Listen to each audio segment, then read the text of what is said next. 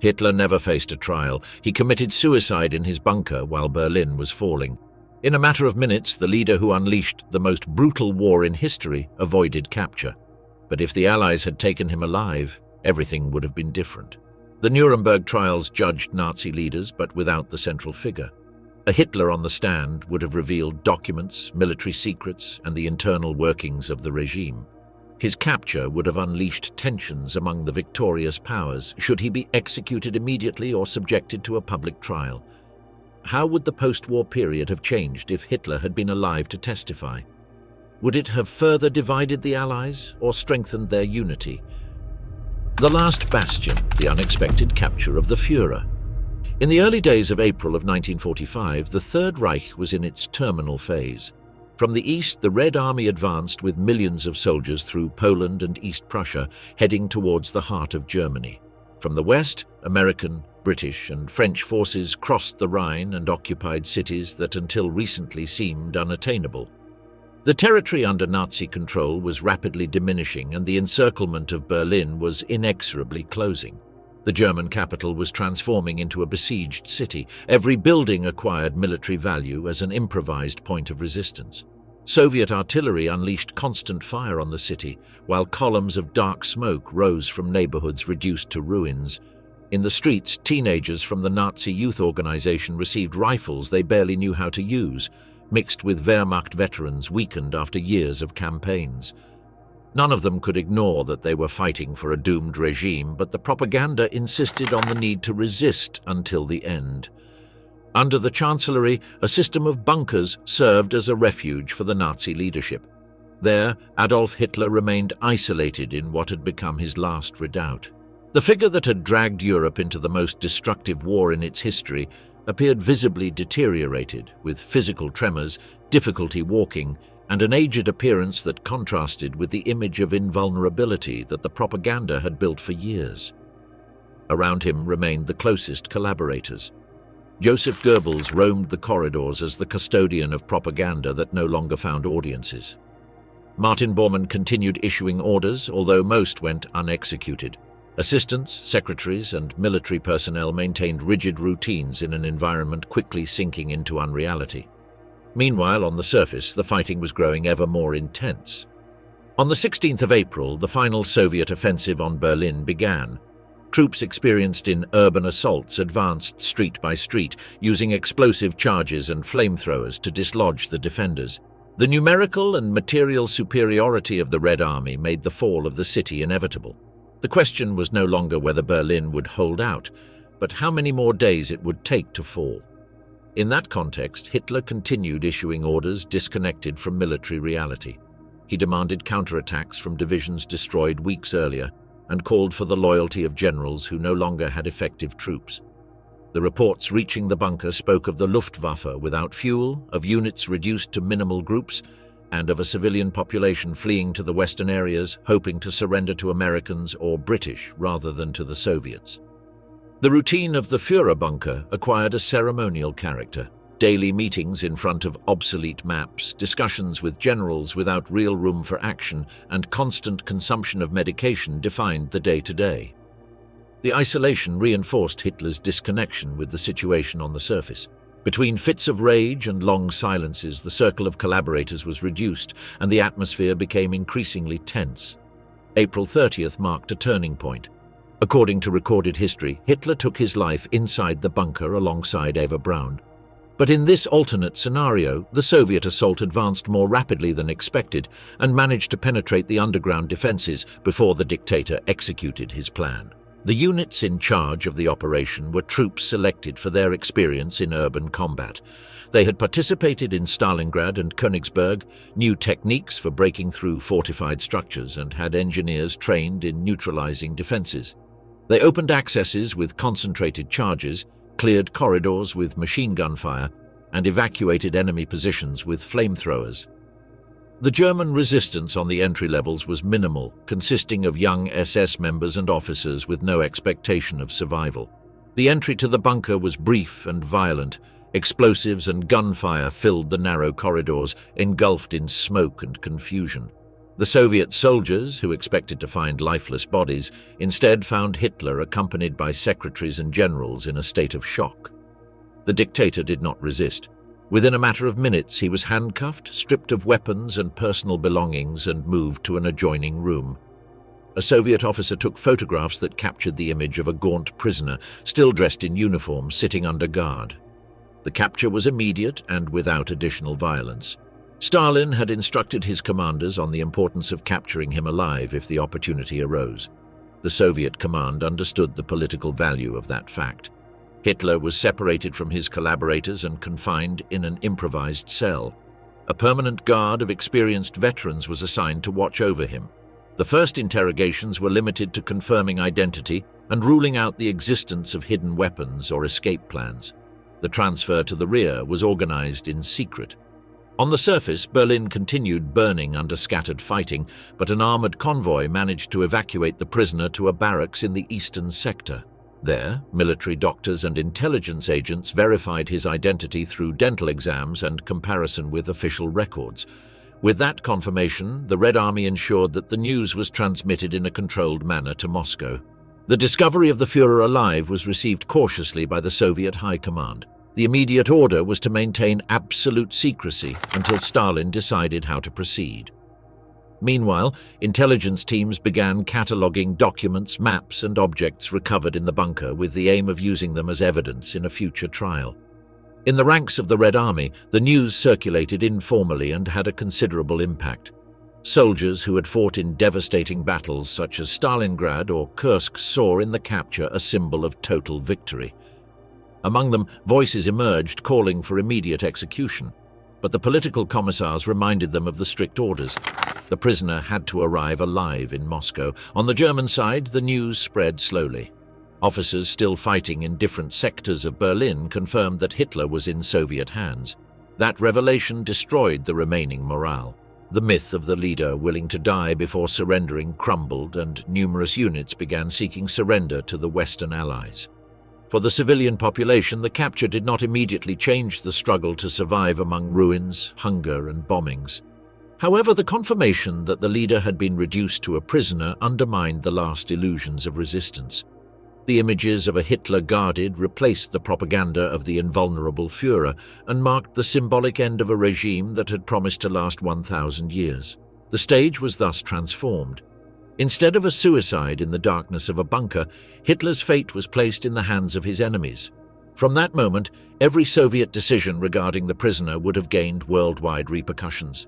The capture not only closed the military stage of the war in Europe, but also opened a political phase of unpredictable scope, whose development would depend on the propagandistic, diplomatic, and judicial uses made of the figure of the defeated dictator. The Allied dilemma deciding the fate of Hitler. The confirmation that Adolf Hitler had been captured alive in April of 1945 would have immediately generated a diplomatic problem in the major Allied capitals. The war in Europe was practically decided, but the Führer's existence as a prisoner introduced an unexpected variable. Throughout the conflict, the majority of leaders had assumed that Hitler would die in combat or be eliminated on the front. The reality of having him in custody forced the leaders to define a course of action without precedent. In Moscow, the news was treated with the utmost secrecy. Stalin had repeatedly demanded material evidence of the German defeat, and the capture of the Nazi leader exceeded any expectations in terms of propaganda. The Soviet commanders in Berlin verified the reports several times before transmitting them to the Kremlin, aware of the risk of confusion. Once the identity was confirmed, Stalin ordered that the information remain under absolute secrecy until deciding the political and media strategy. For the Soviet Union, the question was not whether Hitler should die, but how his custody could enhance Soviet interests in the post-war period. Presenting the Führer as a prisoner in Moscow constituted an incomparable propaganda triumph. The celebrations planned for the 9th of May, commemoration of the victory, would acquire an additional dimension by exhibiting the main person responsible for the invasion of 1941 under Soviet surveillance. In Washington, President Harry Truman's reaction was one of surprise and concern. He had just taken office after Roosevelt's death on the 12th of April and was facing critical decisions without the diplomatic experience of his predecessor. Roosevelt had discussed with his advisors different scenarios regarding the fate of the Nazi leaders once the war ended, including the immediate execution of key figures like Himmler or Goering. Hitler's capture multiplied the relevance of that debate. Truman had to decide whether to support an international trial, favor direct elimination, or promote perpetual imprisonment. In the US administration, there was fear that if custody was exclusively in Soviet hands, Stalin would use the process to consolidate his influence in Europe. The State Department began urgent consultations with London and Paris to coordinate positions on the jurisdiction of the case. In the United Kingdom, Churchill found himself facing a complex dilemma. During the first phase of the war, he had advocated for swift executions of Nazi leaders, avoiding prolonged trials that could turn into propaganda platforms. However, by 1944, he had gradually accepted the idea of an international tribunal, pressured by the American position. The news of the capture forced him to reconsider his options. An immediate execution offered speed, but a public trial could consolidate the legitimacy of the Allied victory. He also had to consider the opinion of British society, which demanded visible justice after years of bombings and privations. The legal precedents were limited. The Moscow Declaration, signed in October 1943 by Roosevelt, Churchill, and Stalin, stated that war criminals would be returned to the countries where they had committed their crimes to be tried. The text added that those responsible for crimes not linked to a specific place would be prosecuted by joint decision of the Allies. In that framework, Hitler was not associated with a single scenario, but with an entire system of international aggression, which placed him in the category of those who should appear before an international court. Even so, Churchill and Stalin had expressed private reservations about extensive judicial processes. The British Prime Minister had suggested that shooting a small group of Nazi leaders would be more effective than organizing prolonged trials. For his part, Stalin had mentioned in Tehran the convenience of executing tens of thousands of German officers to ensure that Germany could not rebuild militarily. Although presented as a comment in a firm tone, it reflected the predisposition to drastic measures. Among the options presented, the summary execution offered immediate advantages. It prevented Hitler from using a court as an ideological platform and provided a quick solution that ended the war without prolonging debates. In London, some intelligence services warned that a trial would give the prisoner media prominence. For Churchill, direct elimination could mean a practical closure. In Washington, however, a different position was defended. The Secretary of War Henry Stimson argued that the post-war should establish legal precedents through formal trials. For the United States, respect for due process was an essential element of legitimacy. Furthermore, an execution without trial could be used by clandestine Nazi propaganda to portray Hitler as a martyr killed by the victors. The public trial represented the most complex alternative, but also the most transformative. Its defenders argued that it would allow for the presentation of documentary evidence and testimonies, establishing an irrefutable historical record. Prosecuting Hitler in an international court would be a precedent in international law, by recognizing the criminal responsibility of heads of state for war crimes and crimes against humanity. The main risk was that the accused would try to use the courtroom to launch political messages and that clandestine supporters would use his interventions as propaganda. A third option was exile or life imprisonment, following the model applied to Napoleon in the previous century. It would neutralize the prisoner without granting him a public stage. However, this route involved serious problems. The mere existence of Hitler alive could encourage residual Nazi sectors to hold on to the hope of an eventual return. The possibility of escape or rescue represented a permanent danger in a devastated and reorganizing Europe. Guarding him for decades would have required an international commitment difficult to sustain. Beyond Hitler's personal fate, the central issue was jurisdiction. The Soviets claimed the exclusive right to decide, arguing that they had endured the greatest human and material losses. Stalin argued that the trial should take place in Moscow under absolute control. In contrast, the British and Americans insisted on an international tribunal based on the 1943 declaration. They considered it unacceptable for the trial to be in Soviet hands, fearing it would become a spectacle aimed at reinforcing Stalin's hegemony in Eastern Europe. These divergences showed the emerging rivalry between the victorious powers. Although they still presented themselves as allies, the tensions that would lead to the Cold War were already in gestation. The custody of Hitler alive would not have been a simple judicial matter, but a factor capable of accelerating the fracture between East and West. Each capital sought to guarantee justice and at the same time prevent another from seizing the most important symbolic triumph of the war. The dilemma posed by the capture of the dictator became a diplomatic turning point. The decisions that would be made in those weeks would define not only the fate of the prisoner, but also the legal and political framework of the post-war period. The issue remained open as the chanceries sought formulas that balanced justice, propaganda, and power. Nuremberg rewritten, the dictator turned into defendant. The presence of Adolf Hitler as a prisoner after the fall of Berlin would have completely altered the nature of the Nuremberg trials. In known history, the process began on the 20th of November of 1945 with 22 main defendants. Among them were Hermann Göring, Rudolf Hess, Joachim von Ribbentrop, and Wilhelm Keitel. The absence of Hitler, Himmler, and Goebbels forced the prosecutors to focus the accusation on relevant but subordinate figures. The reality of a living Hitler sitting on the bench would have radically transformed the procedural structure, the prosecution's strategy, and the political scope of the tribunal. The International Military Tribunal was established by agreement of the four main victorious powers: the United States, the United Kingdom, the Soviet Union, and France. The chosen headquarters was Nuremberg, a symbolic city for having hosted the Nazi Party congresses and having the Palace of Justice, sufficiently large and with infrastructure intact.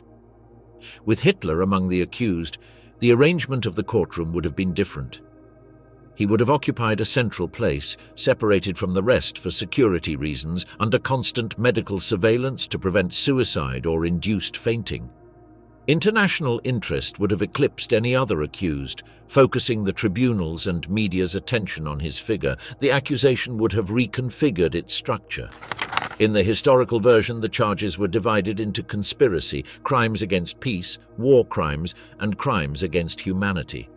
With Hitler present, each category would have been linked directly to his personal decisions.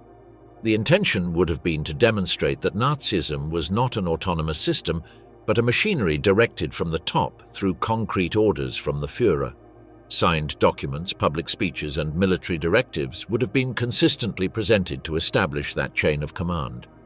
The chief prosecutors represented the four powers: Robert Jackson for the United States, Hartley Shawcross for the United Kingdom, Roman Rudenko for the Soviet Union, and François de Menthon, later replaced by Auguste Champetier de Ribes, for France.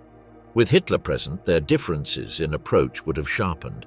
Jackson would have sought to set an international legal precedent, focusing his strategy on Hitler's direct responsibility in planning the war of aggression. He would have turned to documents such as the invasion orders of Poland and Operation Barbarossa, or the protocols of the final solution, all with the defendant's signature. Shawcross, on the British representation, would have highlighted the consequences for the population of the occupied countries. His interventions, already in reality aimed at detailing atrocities in conquered territories, would have focused on directly blaming Hitler for the bombings over London, the repression in France, and the organization of concentration camps in Western Europe. Rudenko would have focused his presentation on the Soviet dimension of the conflict. The evidence of the siege of Leningrad, the killings of civilians in Belarus and Ukraine, as well as the economic plundering of vast regions, would have been presented as orders emanating directly from the Reich Chancellery. For the Soviet prosecution, having Hitler in front of the tribunal was the opportunity to show the top person responsible for the invasion of 1941. The French accusation, for its part, would have focused on the systematic dismantling of international law and the prolonged occupation of France. Witnesses and documents would have shown deportations, executions, and forced labor under the direct supervision of the regime. The objective was to demonstrate that the occupation had not been a collateral consequence of the war, but a policy designed and approved by Hitler. The defense, in this context, would have been compelled to design an unprecedented strategy. In the actual trial, the lawyers resorted to due obedience or to the ignorance of specific facts. With Hitler present, the dilemma would have been greater. How to defend the supreme leader of a regime whose criminal policy was widely documented? One possibility was direct denial, claiming that Hitler was unaware of the details of the deportations and exterminations, and that those matters were the responsibility of Himmler and the SS. However, the abundance of documents, orders, and speeches made it untenable. Another option was ideological justification, presenting the actions of the Reich as part of a total war where all nations committed excesses which risked turning the process into a political debate rather than a legal trial. A third way was to distribute blame among subordinates, portraying Hitler as a state figure who delegated functions. But the centralized nature of the Nazi regime contradicted that argument. Hitler's own role would have been a risk factor. In Nuremberg, Göring used his interventions to challenge prosecutors and judges, seeking to turn the courtroom into a political platform. Hitler, with greater oratory skills and symbolism, would have represented an even greater danger. Although the judges could limit his interventions, any statement would have had global repercussions.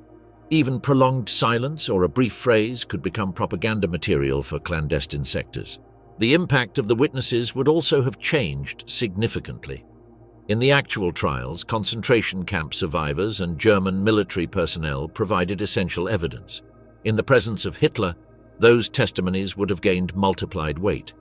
Jewish, Polish, Soviet, and Czech survivors recounting shootings, deportations, or life in Auschwitz would have had the opportunity to point to the main perpetrator sitting in front of them. The legal and symbolic strength of those statements would have been incomparable. The captured German officers who in reality confirmed policies of extermination and scorched earth would have had to testify under the gaze of the former Supreme Commander. Some might have tried to protect him, others would have sought to save themselves by openly blaming him. That tension would have created shifting dynamics between favorable statements and direct accusations. For the Allies, the main fear was that the tribunal would become a stage for Nazi propaganda. The international press had access, and each session was followed worldwide. The victorious powers would have imposed additional measures to reduce the prominence of the main defendant. His interventions might have been limited, transferring most of his defense to the lawyers and reinforcing security controls in the room. However, the risk that the trial would offer Hitler one last political platform would have been present in each phase of the process. The development of Nuremberg with Hitler alive would have been therefore an event of unprecedented magnitude. It was not only about judging the Nazi leaders, but about directly prosecuting the head of the regime before the eyes of the world. The result would have defined not only the fate of the prisoner, but also the post-war legal framework and the legitimacy of the new international order. The sessions would have become a reference for international justice, but also a stage for political tensions among the victorious powers. The question remained open. Would the court have succeeded in turning the capture into a universal precedent of justice, or would it have become an unexpected platform for the dictator's last public intervention? Echoes of fury, justice that awakens hidden fears. The capture of Adolf Hitler and his condition as a defendant in an international court would have provoked immediate reactions on multiple levels. Communities of victims, resistance movements, allied governments, occupied populations, and media outlets interpreted differently the fact that the main leader of Nazism was alive and in custody. The demand for justice mixed with a desire for revenge and with a constant fear that his presence would generate unforeseen consequences in international politics and in post-war stability. Among the liberated Jewish survivors from the concentration camps, the news would have generated conflicting feelings. The Soviet troops had documented in Majdanek and Auschwitz the machinery of extermination, while the Americans had recorded the conditions in Buchenwald and Dachau. With that irrefutable evidence, the possibility of seeing Hitler in a trial meant both a historic opportunity for justice and a painful experience. For some, the trial was the occasion to confront directly the ultimate person responsible for the final solution. For others, the mere fact of seeing him alive represented an affront. In Poland, a country that suffered both the German and Soviet occupations, the trial would have awakened a deep desire for exemplary punishment. With millions of citizens dead during the war and a population subjected to deportations, forced labor, and executions, Hitler symbolized the root of each loss. In France, the reaction would have been more complex. The resistance hoped that their testimonies about torture, executions, and deportations would be heard in a court that seated the main accused, while the collaboration of the Vichy regime posed a less clear narrative of victims versus perpetrators. In Czechoslovakia, Greece, the Netherlands, or Yugoslavia, communities destroyed by reprisals and deportations would have demanded that episodes like Lidice, the shootings in Greek villages, or the mass deportations of workers be recognized as a central part of the accusation. The European resistance, active until the last months of the war, would have seen the trial as a confirmation of their clandestine struggles. Guerrillas, partisans, and support networks that had fought under extreme conditions could claim a symbolic place in the moral accusation. Their organizations, weakened but still visible, would have sought in Nuremberg the recognition of the human sacrifice paid in ambushes, sabotages, and summary executions at the hands of the occupying forces. The world press would have turned the process into the central media event of the post-war period. In the United States, reference media would have dedicated extensive reports to each session, while editorials debated whether the trial was a historic opportunity to consolidate international justice or a risk of giving voice to Nazism again. Conservative sectors would insist on the need for immediate execution in the name of the fallen soldiers, while liberal sectors would have defended the importance of establishing legal precedents. The American Jewish community would have followed the trial with particular attention in search of a definitive documentation of the Holocaust. In the United Kingdom, the tabloid press would have exploited the figure of Hitler as an object of caricatures and daily satire, while more sober tradition media would have highlighted the historical and legal dimension of the process. The British population, marked by the Blitz bombings, expected to see the person responsible for their suffering forced to answer to international judges. In the Soviet Union, the media narrative would have been completely controlled by the state. Official newspapers would have presented the trial as an absolute victory of socialism over fascism, insisting that only the Red Army had been able to capture Hitler. The Soviet narrative would constantly emphasize that the process had to be carried out under Moscow control, minimizing the role of the other powers in the German defeat. In defeated Germany itself, the newspapers controlled by the Allies would have published full translations of the sessions. For the civilian population, the vision of Hitler sitting as the accused would have meant the final collapse of the propaganda image built over more than a decade. The photographs of the prisoner contrasted with the testimonies about his crimes would have produced a profound psychological impact on a society that had to adapt to the Allied occupation. Intelligence services identified an obvious risk, the possibility that Hitler would become a martyred figure. In real history, his suicide had eliminated that threat. But in this scenario, the living Führer subjected to trial offered clandestine sympathizers a central figure around which to reorganize. In Germany, residual SS cells and groups supporting Nazism might have begun circulating clandestine material presenting him as a political prisoner humiliated by the victors.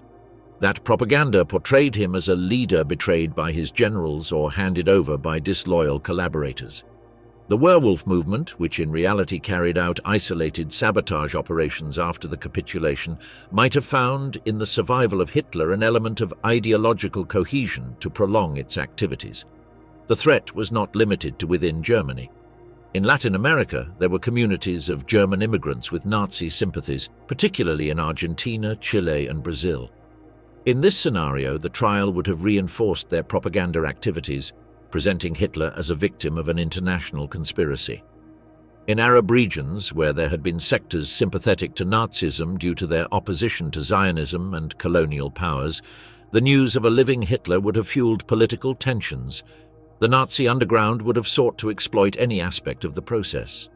Partial statements, gestures of silence, or refusals to answer questions could be reproduced and distributed as signs of defiance. Pamphlets, graffiti, and nighttime rumors in German cities would have kept alive the narrative of a leader resisting from the dock. Abroad, sympathizers would have spread conspiracy theories about fabricated evidence or about a court dominated by political interests rather than by justice. The international press, even without intending to contribute to that propaganda, would have played an involuntary role in maintaining the notoriety of the accused. Each photograph, each chronicle of the verbal clashes in the court, and each gesture of Hitler would have become headlines of global reach. The media thus faced the dilemma of reporting on a crucial historical process without indirectly strengthening those who sought to rescue the image of the Nazi leader. Reactions varied according to the political context of each country.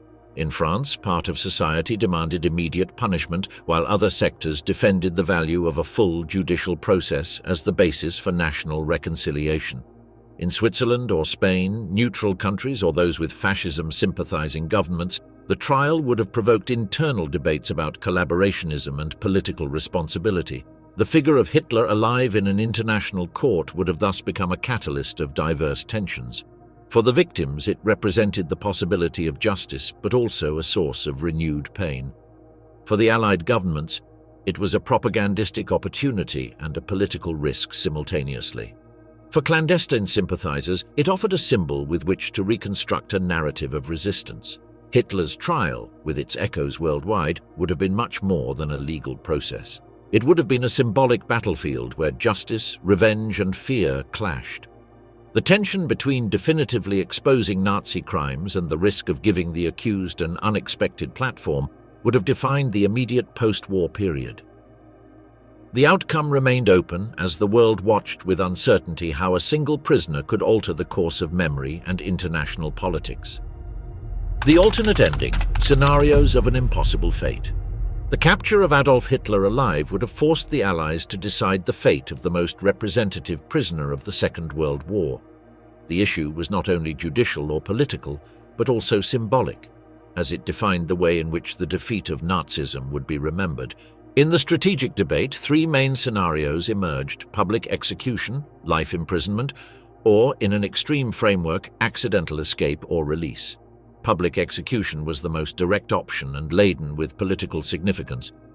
Stalin had expressed in various conversations his inclination towards exemplary and visible punishments. With Hitler captured, the possibility of a hanging or execution by firing squad in Moscow was a concrete alternative. For the Kremlin, an act of justice in the Soviet capital would have reinforced the narrative that the Red Army not only defeated Nazism but also subdued its leader. The broadcast of images of a Hitler executed under Soviet custody would have been a definitive trophy in post-war propaganda. Another option was the execution in Berlin. Holding it in the German capital, on the same stage where the greatness of the Third Reich was proclaimed, would have clearly demonstrated the total downfall of his figure. The Chancellery, reduced to ruins after the battles, could have become the chosen place for the execution. However, this path presented clear risks. A public punishment on German territory could be interpreted by sectors of the population as national humiliation rather than justice, creating conditions for clandestine cells to turn him into a martyr. Allied intelligence services were already warning about the persistence of groups willing to uphold symbols of resistance.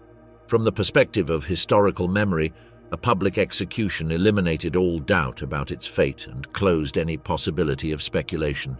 However, the spectacularization of punishment fueled the risk of victimization in nationalist sectors. What for the Allies was justice could become, for clandestine sympathizers, a narrative of political assassination which kept open the threat of ideological reconstruction in the future. The life imprisonment sentence represented the second alternative. This path sought to neutralize the prisoner without giving them the profile of a martyr. Furthermore, it offered the Allies the opportunity to present themselves as defenders of international law and of a new legal order.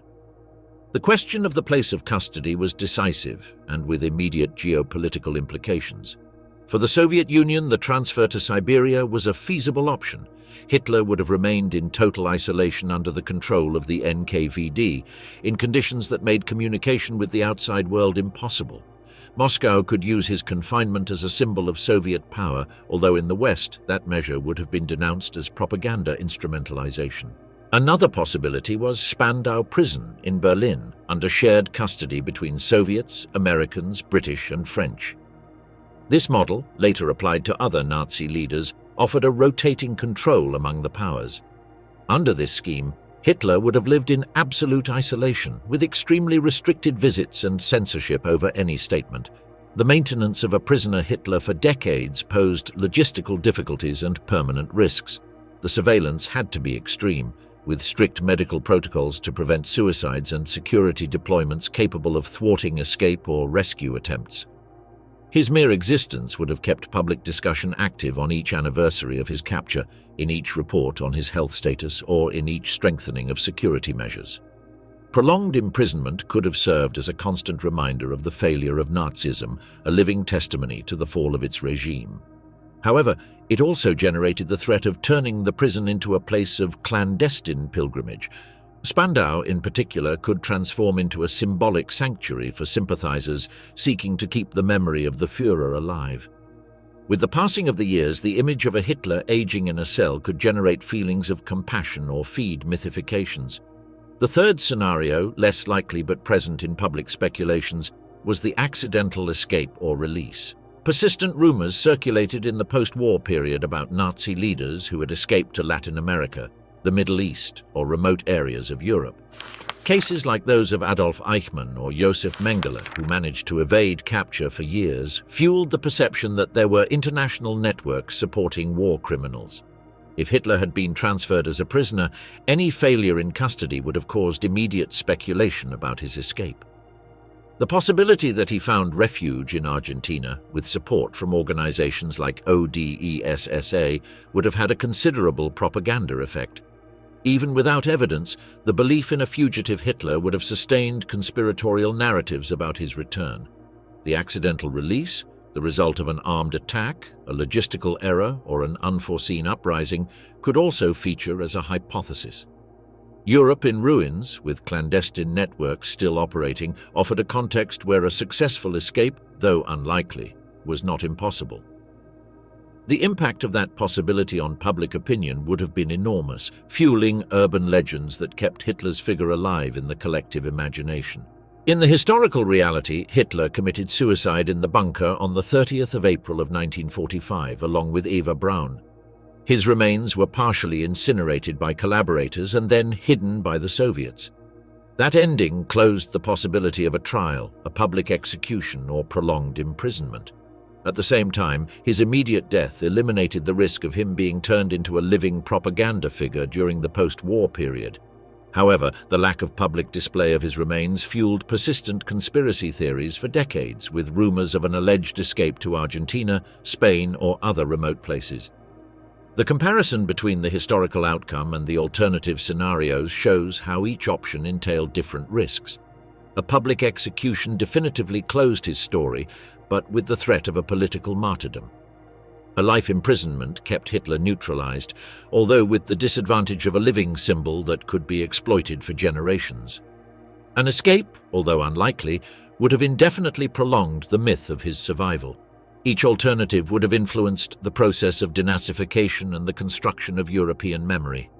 The physical presence of Hitler in a court, in a prison, or as a fugitive would have kept his figure active in public debate, altering the way Europe processed the trauma of the war and its political reconstruction.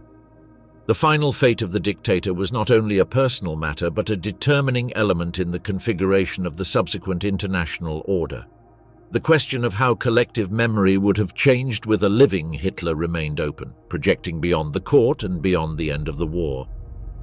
The crooked footprint, the legacy of a prisoner Hitler. The capture of Adolf Hitler in 1945 would have profoundly transformed the configuration of the post-war world. His existence as a historical prisoner would have influenced the development of the Cold War, the evolution of international law, the process of German denazification, and the construction of the collective memory about Nazism. Under the shadow of a defeated but living Führer, each of these aspects would have taken a different course. The Cold War between the United States and the Soviet Union rapidly consolidated after the Allied victory, marked by the division of Germany, the establishment of occupation zones, and the incipient nuclear rivalry. With Hitler in Soviet custody, this confrontation would have had an additional propaganda element from the outset. For Stalin, showing the defeated Führer in Moscow would have been an incomparable triumph. Soviet propaganda could exhibit him as a living symbol of the collapse of fascism and as proof that socialism had prevailed over its most brutal enemy. The Victory Day celebrations, every 9th of May, would have included references to the prisoner, Official speeches would have contrasted the figure of the defeated dictator with the strength of the Soviet system. Moscow would have used every image, every communique, and every statement of the prisoner as a political resource in the consolidation of its influence in Eastern Europe. In the diplomatic arena, the Soviet Union would have found in the custody of Hitler a tool of permanent pressure. Every decision about his treatment, every leak about his condition or alleged confessions would have forced the United States and the United Kingdom to negotiate with Stalin. The issue of his fate would have served as a bargaining chip in debates about the borders of Poland, the administration of Berlin, or the configuration of the zones of influence on the continent. Washington and London would have perceived that situation with growing distrust. The possibility that Moscow would use the prisoner's statements to justify repressive policies in East Germany or to weaken the legitimacy of Western governments would have been a constant source of tension. The Cold War in this scenario would have begun with an additional propaganda focus centered on the figure of the defeated dictator. The Nuremberg trial, held between 1945 and 1946, constituted in actual history the first international tribunal of that magnitude. The absence of Hitler limited the symbolic scope of the process. With him in the dock, the trial would have acquired exponentially greater legal and political weight. Prosecutors would have had the opportunity to build a direct case against the head of state and supreme commander of Germany. The verdict would have explicitly established that top leaders are not above international law. The principle that heads of state can be tried for war crimes and crimes against humanity would have been cemented with even greater strength. That precedent would have accelerated the development of international criminal law. Concepts that in real history took decades to consolidate, such as individual responsibility of political leaders and the non-applicability of statutes of limitations to crimes against humanity, would have been established much earlier. The courts created in the second half of the 20th century to try crimes in Yugoslavia and Rwanda would have found a more solid legal basis in the direct precedent of a trial against Hitler. Even the creation of the International Criminal Court, which in reality took place in 2002, could have been proposed in the immediate post-war context or in the following decades with greater speed. However, there was also the risk that a poorly managed trial, in which Hitler managed to turn the hearings into a propaganda platform, would have weakened the legitimacy of the international courts. The ability of the accused to manipulate public attention could transform a historical process into a space of ideological confrontation, delaying the consolidation of international justice for decades. The process of denazification in Germany was complex, uneven, and in many aspects incomplete. In practice, millions of Germans linked to the regime returned to civilian life after quick reviews. Hitler's suicide allowed many to perceive a radical break with the past. The Führer had died, the Reich had disappeared, and the country could rebuild itself on new foundations. With Hitler alive, the collective German memory would have evolved differently. The population would have been forced to face documentary evidence and testimonies presented in front of the very leader of Nazism. The denial of crimes and minimization of responsibilities would have found less space to develop. Seeing him subjected to a trial, exposed to documents and witnesses, would have forced a direct confrontation with the reality of genocide and war of aggression. That scenario also entailed risks. A Hitler imprisoned for years could become a point of reference for nationalist sectors who would present him as a victim of the victors. In divided Germany, that figure could be used in a contradictory way. In the West, as an argument for far-right groups hoping for his eventual vindication. In the East, as a propaganda tool of the communist regime to demonstrate the complete defeat of fascism and the superiority of socialism. The pace of denazification would have depended greatly on the political management of his figure. If the court had presented him emphatically as the direct person responsible for the genocide, the process of ideological cleansing would have been quicker. If instead his prolonged imprisonment had fueled clandestine sympathies, denazification could have become slower and more conflicted. The essential difference between a Hitler dead in the bunker and a Hitler prisoner lay in the construction of collective memory. The suicide turned him into a symbol of total defeat, an abrupt end that closed the cycle of the Third Reich. His physical disappearance made it easier for the Allies and the Germans themselves to rebuild without his constant presence in political and media life. A prisoner, Hitler would have maintained his symbolic influence active. Each communique about his health, each decision about his custody, or each anniversary of his capture would have had political repercussions. Even in silence, his existence would have conditioned the European public debate. The 20th century would have passed under the shadow of a defeated but still present dictator, capable of constantly altering the narrative of the war and the post-war. The legacy of a captured Hitler would have been, at the same time, the most evident confirmation of the defeat of Nazism and the permanent risk of its symbolic resurrection. In the hands of the victors, it was proof of justice and military triumph. In the hands of clandestine sympathizers, it could become a martyr and ideological reference. That duality would have marked European politics for decades and would have accompanied the beginning and the evolution of the Cold War.